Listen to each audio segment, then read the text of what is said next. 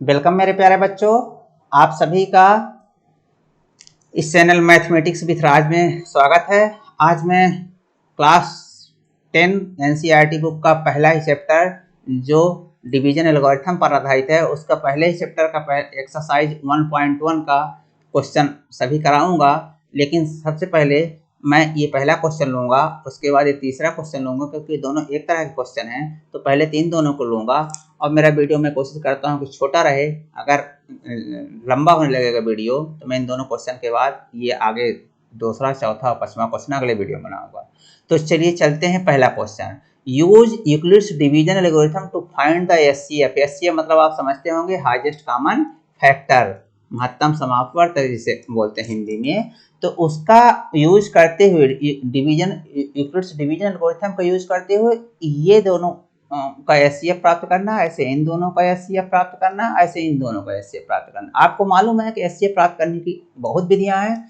यदि आपको देखना है तो हमारे दूसरे वीडियो देख सकते हैं, एलसीएम एचसीएफ के हमारे और वीडियो बने हुए हैं तो वो भी देख सकते हैं।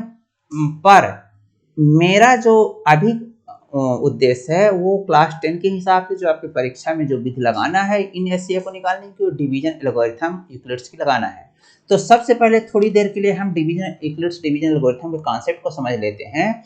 तो अब आप बताइए कि डिवीजन एल्गोरिथम का मतलब है डिवीजन करने की स्टेप बाय, एल्गोरिथम का मतलब है step by step process. Simple मतलब एल्गोरिथम का मतलब होता है, आप समझिए कि स्टेप बाय स्टेप प्रोसेस, ये मतलब होता है स्टेप एक एक स्टेप करके हर चीज का प्रोसेस से करते, step by step process to find a result. कोई रिजल्ट प्राप्त करने के लिए, कोई चीज जो हमको निकालनी है उसको प्राप्त करना के लिए स्टेप बाय स्टेप प्रोसेस करना, ये एल्गोरिथम का मतलब होता है।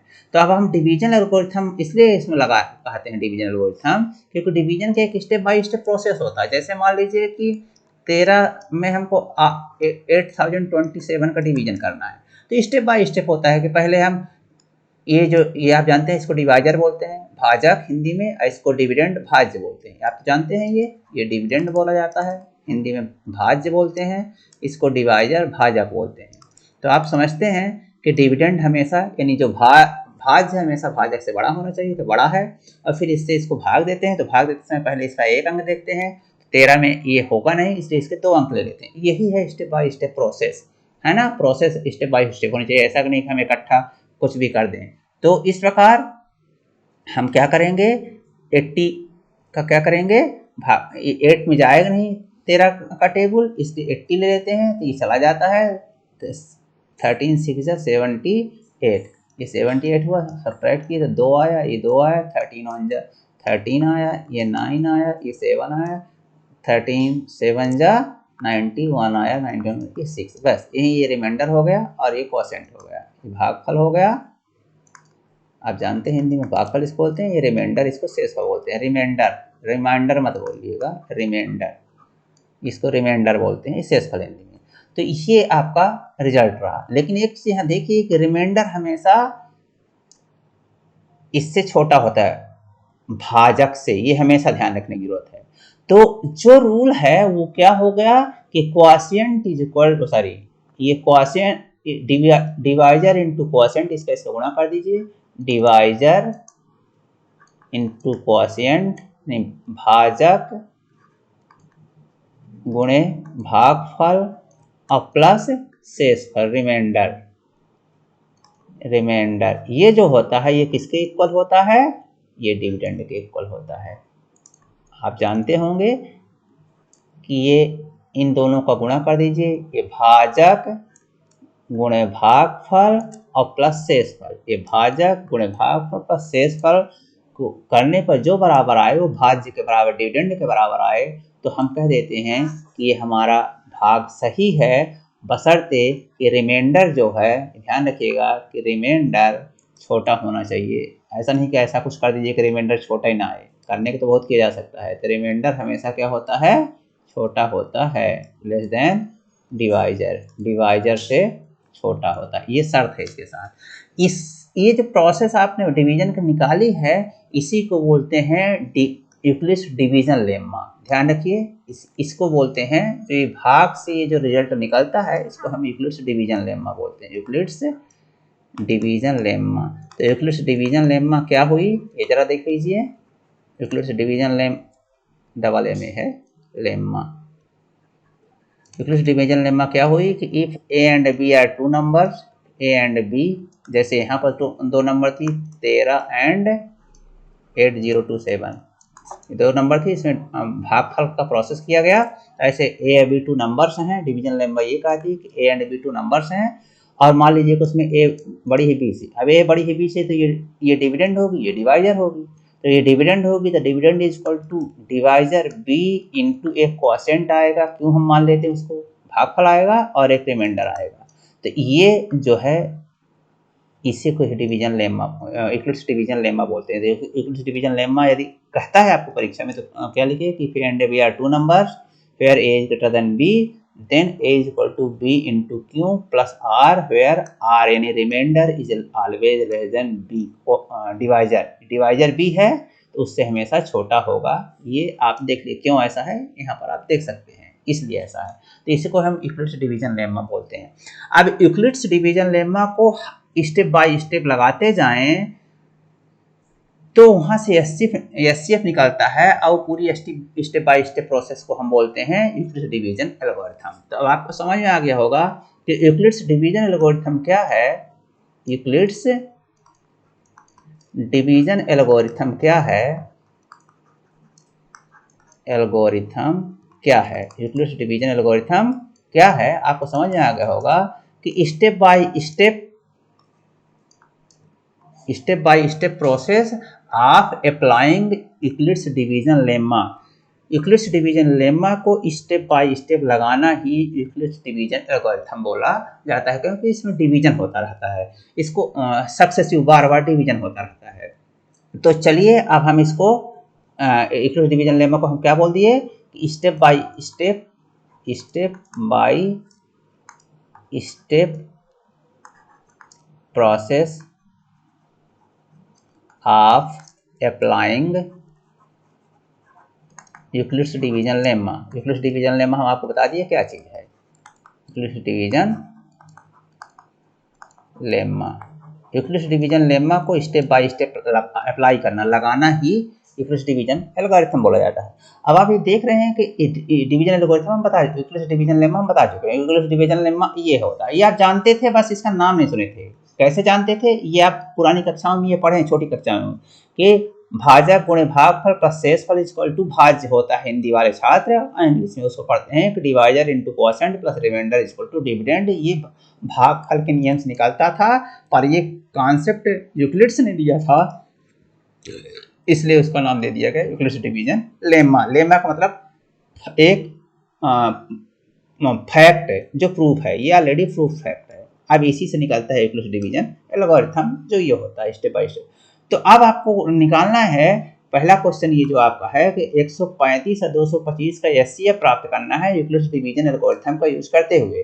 तो अब आपको ये क्वेश्चन है कि 135 एंड 225 का आपको एचसीएफ निकालना है। एचसीएफ निकालने के तरीके बहुत हैं, यानी बोलो ना कि इसके एचसीएफ निकालने के तरीके बहुत हैं, कई मेथड हैं, बहुत अच्छे मेथड हैं, मेरे बनाए हुए वीडियो हैं, आपको देखना होगा देख सकते हैं, सेकंडों में आप एचसीएफ निकाल सकते हैं। लेकिन चूंकि आप 10th के स्टूडेंट हैं तो 10th में परीक्षा में जाता है, तो आपको इसी मेथड से करना होगा स्टेप बाय स्टेप। तो आपको सबसे पहले क्या करना है कि 225 एक बड़ी संख्या है, ये दो नंबर हैं, तो यूक्लिड्स का डिवीजन एल्गोरिथम मैंने बोला ना, यूक्लिड्स का डिवीजन एल्गोरिथम का मतलब है यूक्लिड्स का डिवीजन लेम्मा प्रोसेस हर स्टेप में लगाते जाइए।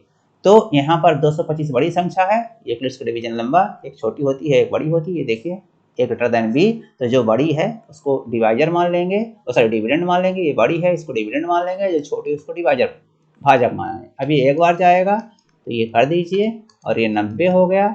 आप देखिए यहाँ पर रुक जाइए, फिर आप जो है तो फिर से यूक्लिड्स डिवीजन लेम्मा लगाइए, किसमें, ये शेषफल और भाजक में। ध्यान रखिए जो शेषफल 90 आया और भाजक, क्यों, क्योंकि हमने बताया ना कि इस प्रोसेस में अभी ए ग्रेटर देन बी था, अब यहाँ पर ए ग्रेटर देन बी, अब यहाँ पर बी ग्रेटर देन आर है। आर लेस देन बी का मतलब, आर लेस देन बी का क्या मतलब है, बी ग्रेटर देन आर, इसी को आप देख सकते हैं बी ग्रेटर देन आर। तो बी ग्रेटर देन आर है, तो अब इसमें लगाना है, ये बी ग्रेटर देन आर, ये बी है, ये डिवाइजर है और ये रिमाइंडर है, इससे बड़ा है इसलिए इसमें लगा दीजिए। मतलब इसको भाजक बी ग्रेटर देन आर है, बी बड़ा है तो इसको भाज्य मान लीजिए और इसको भाजक मानना है। अब इसको फिर से एक बार ले जाना है तो 90 हो जाएगा, इसको वो कीजिए। अभी देखिए 45 आ गया, तो अभी 45 जो है रिमाइंडर आया, लेकिन ये रिमाइंडर जो है और ये जो भाजक है, ये भाजक रिमाइंडर से बड़ा होता है, बड़ा है तो अब इसमें लगाइए, इन दोनों में लगाइए। तो ये 45 को अब भाजक मान लीजिए और 90 को भाज्य मान लीजिए। ये कीजिए, ये देखिए ये यहाँ पर जीरो शेषफल, जहाँ पर जीरो शेषफल हो जाए वहीं पर ये यूक्लिड्स डिवीजन लेम्मा लगाने की प्रोसेस खत्म हो जाती है। इसलिए step by step process of applying Euclid's division lemma, हम हर स्टेप में, एक स्टेप ये था यहाँ से यहाँ तक, इसमें लगाया हमने यूक्लिड्स डिवीजन लेम्मा, फिर एक स्टेप ये है इसमें लगाया हमने यूक्लिड्स डिवीजन लेम्मा, और फिर एक स्टेप ये है, हमने इसमें 3 स्टेप में ये यूक्लिड्स डिवीजन लेम्मा लगाया और ये 3 step by step process I, इसको हम बोल देते हैं यूक्लिड्स डिवीजन एल्गोरिथम। अब इसमें जरा देखेंगे कि यहाँ पर जहाँ पर रिमाइंडर 0 हो जाए वहीं पर ये प्रोसेस खत्म हो जाती है, और यही जो लास्ट वाला डिवाइजर है भाजक, लास्ट वाला डिवाइजर 45 है, ध्यान रखिए यही इसका एचसीएफ होता है। तो एचसीएफ ऑफ दिस इज 45, इसका एचसीएफ क्या है, ये 45 है। अब आप ये कर लिए, आप स्टेप बाय स्टेप देखिए। फर्स्ट स्टेप फर्स्ट आपको यही लिखना है, यूक्लिड्स डिवीजन लेम्मा लगाना है, तो क्या हो गया 225 is equal to 135 into 1 plus 90 ये। अब अगली स्टेप 2 में, स्टेप 2 में क्या लगाना है 90, अब आपका डिवाइजर हो जाएगा और 135 आपका, सॉरी हाँ 90 डिवाइजर हो जाएगा, 135 डिविडेंड हो जाएगा। तो 135 इज इक्वल टू, ये देखिए 135 इज इक्वल टू 90 इंटू 1 अब प्लस 45 ये हो गया। और अब स्टेप 3 में, 3 स्टेप बाय स्टेप प्रोसीजर को एल्गोरिथम ही बोलते हैं। तो ये हुआ। अब इसमें आपका 90 जो है ये 90 जो है ये 45 है, ये 90 है, ये 90 क्या हो गया यहाँ पर डिविडेंड हो गया 45 डिवाइजर, ये डिविडेंड 90 हो गया, 45 डिवाइजर है तो उस डिवाइजर से कर रहे हैं तो ये 0 आ गया, और जहाँ पर 0 हो जाए वही प्रोसेस खत्म। और लास्ट वाला डिवाइजर ये है, तो जो लास्ट वाला डिवाइजर होता है वही डिवीजन एल्गोरिथम मेथड से एचसीएफ कहलाता है उन दो संख्याओं का जिनमें step by step Euclid's division lemma लगाई गई है। इन दो संख्याओं में step by step division Euclid's division lemma लगाई गई, और लेम्मा लगाते लगाते वो हम लास्ट में ये पाए कि जब 45 डिवाइजर लेते हैं तो फिर रिमाइंडर 0 हो जाता है। तो जिस लास्ट स्टेप में जहाँ रिमाइंडर 0 हो जाए उसका डिवाइजर ही एचसीएफ होता था, 45 का डिवाइजर ही, ये 45 जो लास्ट वाला डिवाइजर है यही इसका एचसीएफ है। तो इस प्रकार मुझे उम्मीद है कि ये पूरा प्रोसेस भी समझ में आ गया, परीक्षा में लिखने का तरीका भी समझ में आ गया, कॉन्सेप्ट भी समझ में आ गया होगा। तो ये आप ये मैंने समझा दिया इसको, और इसको आप करिए। यदि कोई डाउट है तो कमेंट में लिखिए। वैसे निश्चित रूप से यदि आप एक दो नहीं समझ में आएगा तो एक दो बार वीडियो को बैक करके देखेंगे, समझ में आ जाएगा। फिर यदि कुछ डाउट है तो अवश्य पूछिए। वैसे मुझे उम्मीद है कि आपको सबको समझ में आ गया होगा। अच्छा लग रहा हो तो वीडियो को लाइक कीजिए, चैनल को सब्सक्राइब कीजिए और दोस्तों में शेयर कीजिए। अगला क्वेश्चन है कि an army contingent of 616 members, मतलब एक आर्मी का दल है उसमें 616 मेंबर्स हैं, और एक आर्मी का बैंड पार्टी भी उसमें 32 लोग हैं। दोनों लोग ऐसा एक परेड में जाना है, तो परेड में आगे इन लोगों को खड़ा करना है कुछ लोगों को, उनके पीछे इन लोगों को कुछ लोगों को खड़ा करना है। ये कह रहा है ये to march behind an army band, इनके पीछे ये मार्च करेगा, चलेगा। अब 2 groups are to march in the same number of columns, ये जो दोनों ग्रुप हैं, ये जो नंबर ऑफ कॉलम्स हैं उन्हीं में ही दोनों चलेंगे सेम। मतलब यदि इसके नंबर ऑफ कॉलम्स 10 हैं तो इसके भी नंबर ऑफ कॉलम 10 हो गए निश्चित रूप से, है ना। What is the maximum number of columns, तो ये जरा देखिए 606 लोग जो हैं, 616 लोग आर्मी कंटिजेंट के हैं, 32 लोग आर्मी बैंड के हैं। तो अब जरा देखिए मैक्सिमम का मतलब है कि इनका मैक्सिमम कॉलम, जैसे मान लीजिए कि कुछ लोग यहाँ इस कॉलम में खड़े हो गए, कुछ लोग इस कॉलम में खड़े हो गए, कुछ लोग इस कॉलम में खड़े हो गए, कुछ लोग इस कॉलम में खड़े हो गए, कुछ लोग इस कॉलम में खड़े हो गए, ऐसे ऐसे कॉलम बनता गया।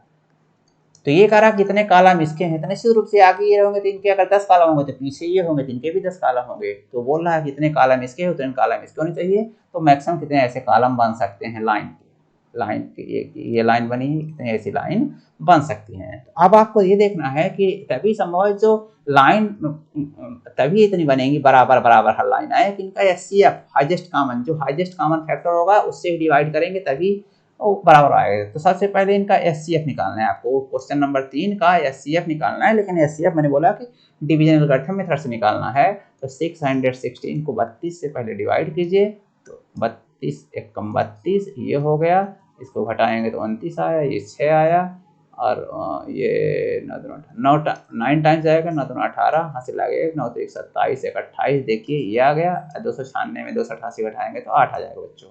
अब ये 8 आ गया, तो ये 8 अब ये रिमाइंडर है, इससे छोटा है, तो इस 8 से 32 को डिवाइड करेंगे और 8 से 32 ये खत्म हो गया। तो जो लास्ट वाला डिवाइजर है वही इसका एचसीएफ होता है। तो HCF of this and this equal to 8, मतलब ये 8 की लाइन में डिवाइड करना है इनको, 8 की लाइन में, मतलब 8 लोगों की लाइन, 8 लाइन टोटल बनेगी, 1 2 3 4 5 6 7 8 ऐसी लाइन। अब यहाँ पर 4 ट्री आ जाएंगे, 4 ट्री आ जाएंगे, तब ना 8 से 32 ये होगा बैंड वालों लोगों की संख्या, क्योंकि 32 है वो। तो इस प्रकार ये 8 मैक्सिमम लाइन बन जाएगी और 4 पे लोग होंगे। तो ये क्वेश्चन तो ये हुआ। अब इसके पीछे जो है तो ये लोग आएंगे, तो जरा देखिए 8 लाइन बनी है तो कितने कितने लोग आएंगे, आप देख सकते हैं 8 लाइन बनाना है इनके पीछे, तो कितने कितने लोग आएंगे, 8 7 56, ये 5 फिर से 8 7 56, ये कट गया। तो इस प्रकार 77 लोग, यहाँ पर 77 लोग आर्मी कंटिजेंट वाले होंगे। तो अब ये देखिए कि ये 4 लोग होंगे और ये 77 लोग होंगे, तो एक लाइन में कुल मिलाकर 81 लोग होंगे।